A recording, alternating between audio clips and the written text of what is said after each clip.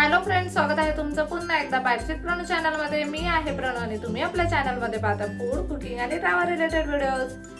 So उद्या आहे ऋषी पंचमी आणि ऋषी पंचमीचे बरेच पदार्थ बनवले जातात, जसं की भाकरी बनवली जाते, मिरचीचा ठेचा, भाजी बनवली जाते, वेगळ्या पद्धतीची कढी सुद्धा बनवली जाते ऋषी पंचमीच्या दिवशी। ज्यांचे उपवास असतील ऋषी पंचमीच्या दिवशी त्यांना हे माहितीच असेल। तर अशा ऋषी पंचमीच्या दिवशी ना गळगळी भाजी खूप आवर्जून अशी बनवली जाते, कोणत्याही पालेभाज्यांपासून ती बनते। आणि सगळ्यात महत्त्वाचं म्हणजे या दिवशी बैलांनी नांगरलेलं कोणतंच अन्न खात नाहीत किंवा कोणतंच भाजीपाला वगैरे खात नाहीत। हाताच्या कष्टाने जे काही केलेलं असतं ते खातात ना। पण बायकाच शक्यतो लावतात भाज्या वगैरे आणि त्याच भाज्या या दिवशी खाल्ल्या जातात असं म्हणणं आहे।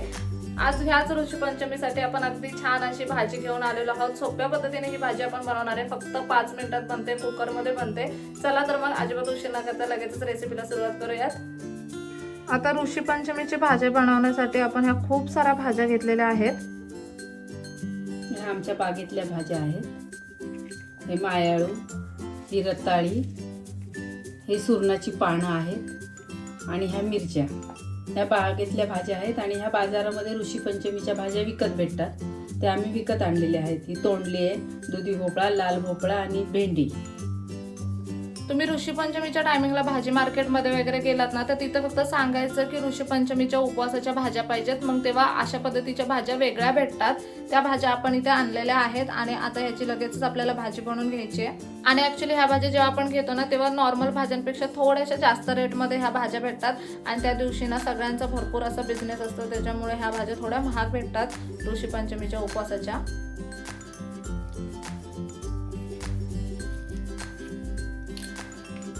आता ह्या सगळ्या भाज्या आपल्याला कापून घ्यायच्यात। सगळ्यात पहिल्यांदा तर ही पानं चिरून घेऊयात। अशा पद्धतीने इथे ज्या भाज्या दिसतात ना, त्या सगळ्या आपल्याला कापून आणि चिरून घ्यायच्यात। आणि आपल्याला मिरची सुद्धा चिरून घ्यायची आहे। इथे ना सगळ्या भाज्या अशा पद्धतीने आपण चिरून घेतलेल्या आहेत आणि इथे मिरची सुद्धा आपण चिरून घेतली उभी। मीठ आहे, त्याच्यामध्ये ही घरची लसूण आहे आपली, हे अशी चुरायची आणि या भाजीला सगळं चोळायची।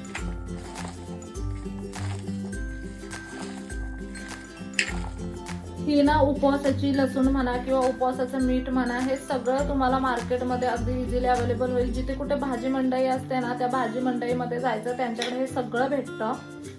आता ही भाजी आपण चुरून घेतली, ही आपल्याला कुकरमध्ये टाकून घ्यायची आहे।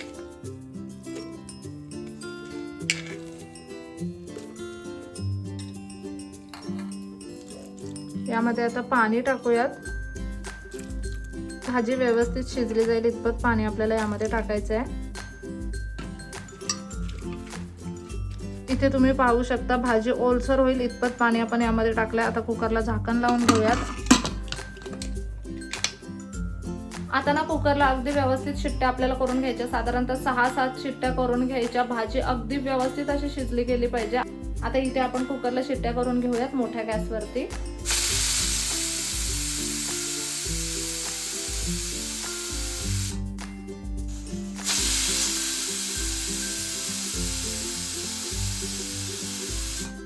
इथे ना कुकरला आपण मस्त अशा 6-7 शिट्ट्या करून घेतल्यात। आता ना हिला भाजीला आपण हटवून घेऊया छान असं। भरपूर शिट्ट्या करून ही भाजी आपल्याला शिजवावी लागते, अगदी छान अशी शिजली गेली पाहिजे भाजी। चमच्याच्या साहाय्यानेच आता भाजी हटवून घ्यायची आहे। तुम्ही पाहू शकता भाजी अगदी मस्त अशी हटवून घेतली आपण, अगदी छान गळगळीत अशी भाजी बनते ही। लगेचच हिला आता सर्विंग बाउल मध्ये काढून घेऊया।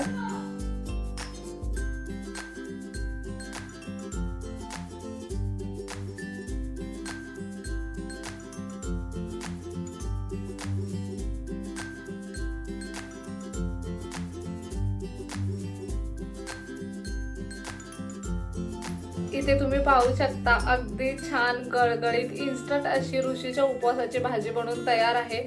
खूप सोप्या पद्धतीने ही भाजी बनते, हार्डली 5 मिनिटांमध्ये आपण ही भाजी बनवली असेल। आणि मेन पॉइंट म्हणजे ना कुकरमध्ये ही भाजी आपण बनवली आहे। सगळ्यात इम्पॉर्टंट म्हणजे ना ह्या भाजीमध्ये आपण तेल वापरलेलं नाहीये, कोणत्याही पद्धतीची आपण फोडणी ह्या भाजीला दिलेली नाहीये, तरी सुद्धा ही भाजी खूप अप्रतिम लागते। ही भाजी आणि भाकरी एवढी अप्रतिम लागते ना की तुम्ही जिथे एक भाकरी खाल तिथे 1.5 भाकरी खाऊ शकता। हो, खूप छान खूप लागतं. छान ह्या लागतं. दोन्हीचं भाकरी सोबत ना ही भाजी खूप छान लागते. अगदी कमाल कॉम्बिनेशन लागतं. ह्याच्यासोबत थोडासा मिरचीचा ठेचा असेल ना तर काय विचारायलाच नको. बऱ्याच लोकांना गळगळी भाजी असल्यामुळे ही भाजी जास्त आवडत नाही, कारण कोण करूनच बघायला मागत नाही. तुम्ही एकदा ही भाजी करून बघा, खूप सोप्या पद्धतीने बनते. कोणत्याही प्रकारची फोडणी द्यावी लागत नाही. कांदा, टोमॅटो, तेल म्हणा, जिरा मोहरीची फोडणी काहीही ह्याच्यामध्ये द्यावं लागत नाही. आपण फक्त ती लसूण आणि जे काही मीठ टाकलं होतं तेवढंच ह्याच्यामध्ये टाकलेलं आहे. त्यानेच ह्या भाजीला अगदी अप्रतिम अशी चव येते. कारण ह्या भाजीमध्ये आपण जेवढ्या भाज्या वापरल्यात ना त्यांची अशी स्वतःची एक चव आहे. त्याच्यामुळे तुम्ही ह्याच्यामध्ये कोणत्या पण भाज्या आपण वापरू कुठल्याही शकतो. वापरू शकता. जसं की आता आपण रताळ्याची पानं वापरले, तुम्हाला ती नाही भेटली तर तुम्ही भोपळीची पानं वगैरे वापरू शकता. हो. काही लोक वांग पण लाल वापरतात, माठ, लाल माठ हिरवा वापरतात, माठ. हिरवा माठ, म्हणजे तुमच्या आवडीप्रमाणे ना तुम्ही राजगिरा कोणते काही वापरू शकतो. हो, राजगिराची पानं पण छान लागतात हा गळगळ्या भाजीमध्ये. पण ज्या भाज्या आमच्या घरी अवेलेबल होते म्हणून आम्ही त्या भाज्या घेतल्या. हा, म्हणजे तुमच्याकडे जे अवेलेबल असेल ना, ज्या भाज्या अवेलेबल असतील त्या भाज्या एकत्र टाकून तुम्ही ही भाजी बनवू शकता. ही ह्या भाजीची खासियत आहे. आणि तरी सुद्धा ही भाजी अप्रतिमच लागणार.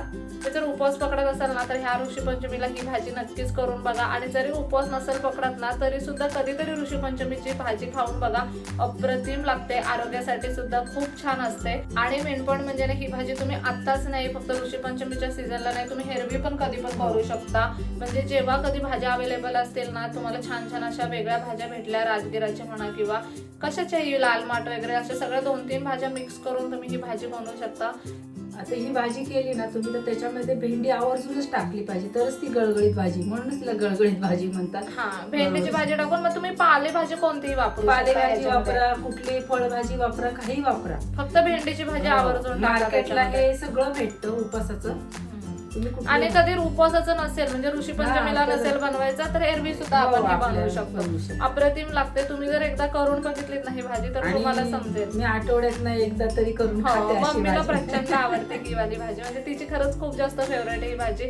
माझी मम्मी म्हणा, मावशी म्हणा, ह्यांना ह्या भाज्या प्रचंड प्रमाणात आवडतात. म्हणजे काय, घरातली जी म्हातारी माणसं वगैरे असतात ना, ज्यांना खूप भाज्या खायला होत नाहीत, ते लोक सुद्धा ह्या भाज्या खूप हो. आवर्जून खाऊ शकतात. कारण आपण कुकरमध्ये ही भाजी शिजवतो, अगदी मॅश अशी झालेली असते ही भाजी. त्याच्यामुळे ना सगळे लोक अगदी आवडीने खातील. म्हातारी माणसं तर खूप जास्त आवडीने खातील. माझ्या आजीला पण प्रचंड आवडायचे. आता आमचे दोन्ही बाबा वाट बघते त्या भाजीची. त्याच्यामुळे नक्कीच खरंच आवर्जून ट्राय करण्यासारखी रेसिपी आहे. तुम्ही नक्की ही रेसिपी घरी ट्राय करा. कसा वाटला व्हिडिओ कमेंट करून नक्की सांगा.